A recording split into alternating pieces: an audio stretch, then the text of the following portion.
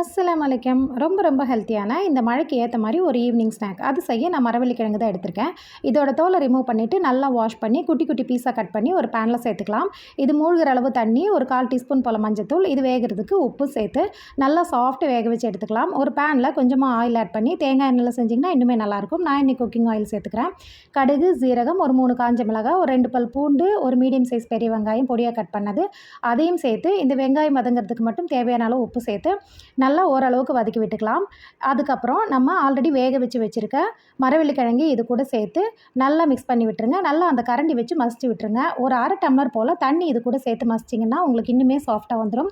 தேங்காய் துருவல் சேர்த்து நல்லா ஒரு தடவை மிக்ஸ் பண்ணி விட்டுட்டு சர்வ் பண்ணுங்கள். ரொம்ப ஹெல்த்தியான டிஷ், ரொம்ப சூப்பராக இருக்கும். கண்டிப்பாக ட்ரை பண்ணுங்கள். இது போல் ஹெல்த்தி அண்ட் டேஸ்டி ரெசிபிக்கு நம்ம சேனலை இது வரைக்கும் சப்ஸ்கிரைப் பண்ணாதவங்க சப்ஸ்கிரைப் பண்ணுங்கள். சீசன் டைம்லேயே இதை வாங்கி சாப்பிட்டு நல்லா ஹெல்த்தியாக இருங்க. தேங்க்ஸ் ஃபார் வாட்சிங்.